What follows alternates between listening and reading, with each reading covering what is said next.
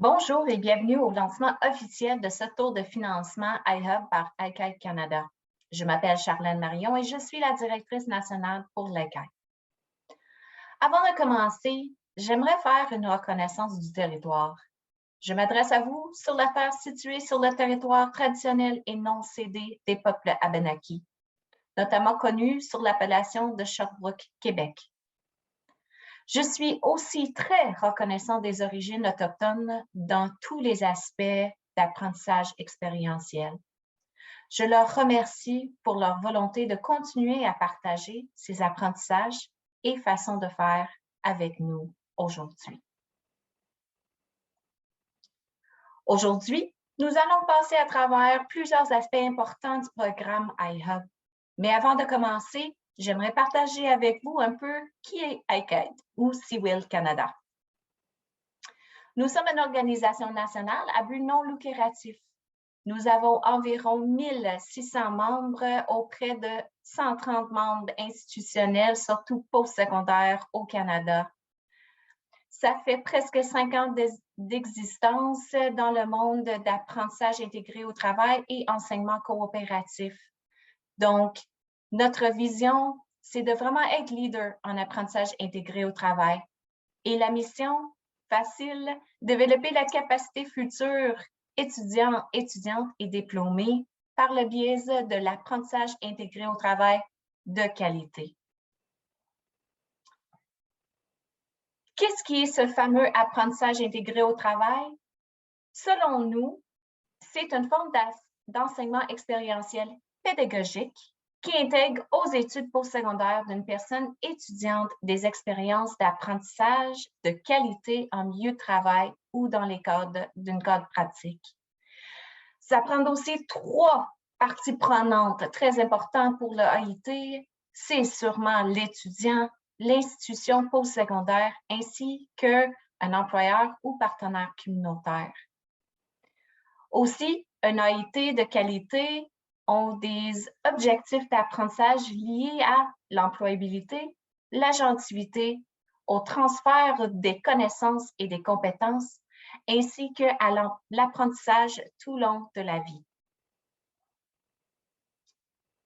Chez iKite, nous reconnaissons aussi 9 types d'apprentissage intégrés au travail. Je vous invite de venir sur notre site web seawillcanada.ca pour en savoir davantage. Aussi, avant de continuer, j'aimerais faire juste une petite distinction entre AIT, apprentissage expérientiel, pédagogique et aussi parascolaire. Donc, comme vous voyez dans notre schéma, vous voyez que l'AIT fait partie de l'apprentissage expérientiel, bien sûr. Pour nous, nous s'occupe de tout ce qui est en rouge, donc apprentissage intégré au travail, et non les activités parascolaires comme du bénévolat, observation, laboratoire, club étudiant, etc. Et finalement, très important pour nous, une reconnaissance de financement. Ce programme a été financé en partie par l'initiative d'apprentissage innovateur intégré au travail du gouvernement du Canada. Les opinions et interprétations contenues dans cette publication, ce sont celles d'iKite Canada et ne reflètent pas nécessairement celles du gouvernement du Canada. Qu'est-ce qui est l'iHub? C'est sûr, l'iHub, c'est un programme qui s'agit à titre d'un centre d'expertise qui offre financement aux étudiants pour des expériences innovatrices en apprentissage intégré au travail, sûrement au bénéfice des étudiants et étudiantes. Nous voulons supporter principalement 4 types d'AIT, donc des projets, AIT entrepreneurial, des stages de courte durée, et ainsi qu'apprentissage par le service communautaire. C'est aussi des types de AIT, des expériences AIT qui sont d'habitude non rémunérées. Avec l'iHub, nous voulons stimuler et soutenir le développement d'expertise en apprentissage intégré au travail innovante et de qualité. Ce programme, comme j'ai mentionné, est financé par le gouvernement en partie, par le gouvernement du Canada. Et cette année, pour les 2 prochaines années, nous avons 36 millions de dollars pour soutenir 18 000 expériences étudiantes. Alors, c'est quoi les priorités du programme iHub? Donc, améliorer l'accès, surtout pour les étudiants sous-représentés. Éliminer des barrières, donc ça veut dire éliminer des obstacles à la participation en AIT, des expériences en AIT. Exploiter la technologie, donc comment est-ce qu'on peut favoriser la technologie dans un monde post-pandémie? Et finalement, stimuler l'innovation et les partenariats. Donc, est-ce qu'il y a des nouvelles façons de faire en AIT ou également renforcer des partenaires ou trouver des nouveaux partenaires dans le monde AIT? Également, nous aimerions supporter au moins 40 étudiants issus de groupes sous-représentés. On aimerait aussi partager avec vous des faits saillants de iHub, de notre programme, dès que ça a 18 mois d'existence. Donc, à date, nous avons supporté plus de 15 000 expériences. 82 de ces étudiants supportés venaient des groupes sous-représentés. Nous avons partagé et travaillé avec 67 institutions à travers le Canada. Et finalement, on aimerait souligner que 70 des participants s'identifient comme femmes. Alors, avant qu'on commence, qu'on rentre dans les détails du iHub, du financement, on aimerait partager avec vous le calendrier des appels de proposition. Donc, incluant celle-ci, ils vont avoir 3 appels. Donc, celle-ci pour la session d'hiver et également printemps-été 2023, ainsi qu'un autre qui va commencer le 1er janvier 2023 et un dernier le 1er mai 2023. Pour ce tour de financement, l'échéancier a l'air de la suivante. Donc, le 7 octobre comme date limite pour les applications. Mi-octobre, ça passe au processus d'évaluation nationale avec notre comité d'évaluateurs et évaluatrices. Et finalement, mi-novembre, une annonce des résultats officiels par notre plateforme GoodGrants. Alors, on rentre un peu dans les détails. C'est sûr que je vous invite à vous informer un peu plus sur notre site web, toujours du iHub, pour les détails et les documents. Donc, mais je pense que c'est important de passer à travers quelques petits détails. Donc, les dépenses admissibles. Premièrement, il y a un minimum 200 $ par étudiant ainsi qu'un maximum de 1800 par étudiant par expérience. Ces dépenses admissibles, qui sont des coûts directs aux participants, coûts directs qui bénéficient l'étudiant et l'étudiante, ça peut être une rémunération directe, donc un salaire ou une bourse, un soutien financier, par exemple, payer les frais de transport ou des matériels, ainsi que d'autres ressources qui sont directement aux personnes étudiantes. Autres dépenses admissibles qui sont des coûts directs du projet. C'est des matériels, fournitures et ressources afin de rehausser leur expérience iHub vraiment. C'est une mise en valeur des programmes, des coûts associés à des événements associés à l'expérience iHub.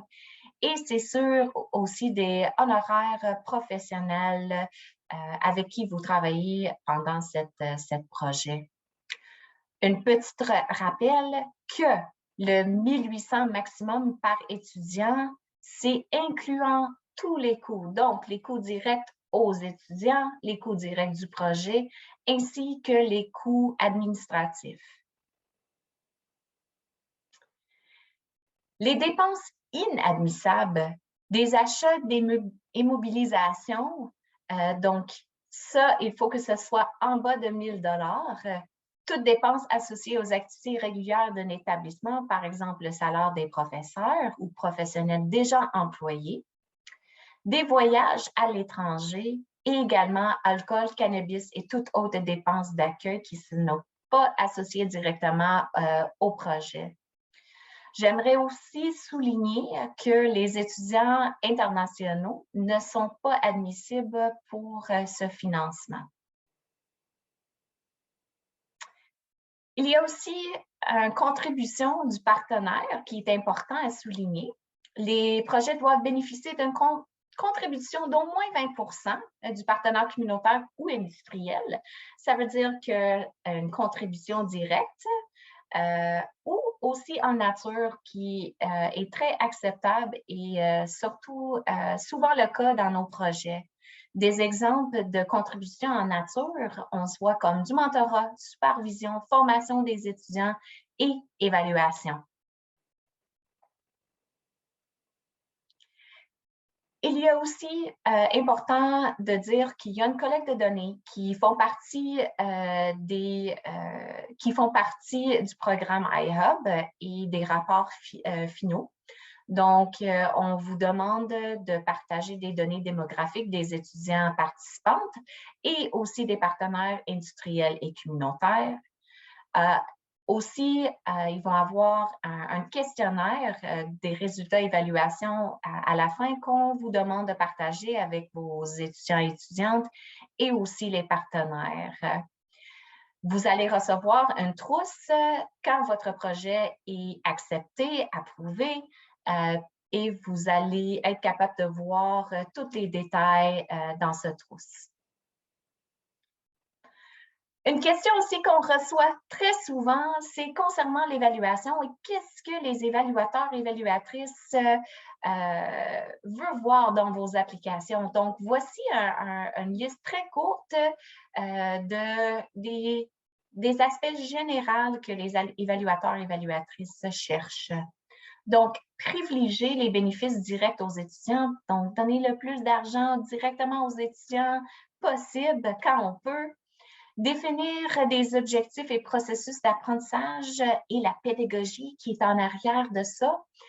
Mettre l'emphase sur l'élimination des barrières à la participation des étudiants et étudiantes à l'AIT. Présenter des approches nouvelles et intéressantes. Améliorer l'accès pour les étudiants. Exploiter la technologie. Et finalement, peut-être la plus importante en arrière de tout ça, c'est soumettre une application qui est claire, détaillée et facile à lire. Nous avons sur notre site web toujours une rubrique, une grille d'évaluation concernant tous les critères par laquelle vos applications vont passer. Mais j'aimerais prendre peut-être quelques secondes pour faire un survol de ces critères d'évaluation. Donc, premièrement, la qualité vaut 20 % dans l'évaluation. Donc, est-ce que c'est une expérience valable, durable, substantielle pour les étudiants? Est-ce que vous montrez que les étudiants vont être bien préparés pour cette expérience? Ça, c'est quelque chose qui est vraiment important. Également, impact du projet. Est-ce que les étudiants vont bénéficier de cette expérience, le point de vue académique, professionnel, personnel? Est-ce que c'est significatif pour leur formation dans leur discipline ou même pour votre région? Donc, des choses vraiment importantes à souligner dans vos applications.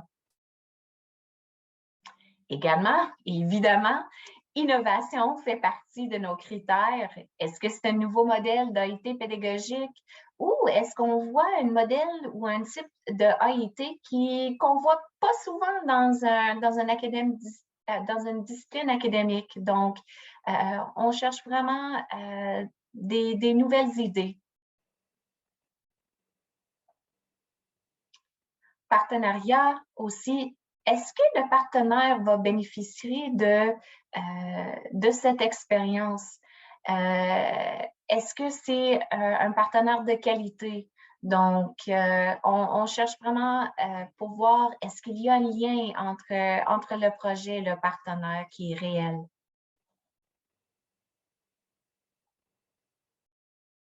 L'accès, est-ce que le projet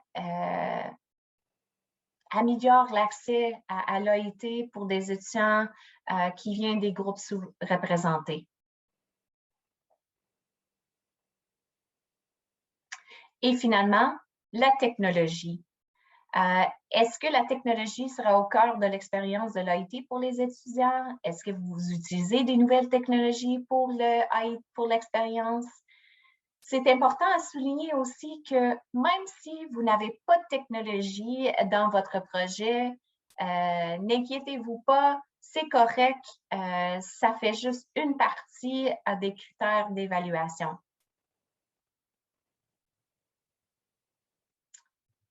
Alors, pour terminer cette présentation-là, si vous avez besoin plus d'inspiration, je vous invite d'aller sur notre site web, cwillcanada.ca.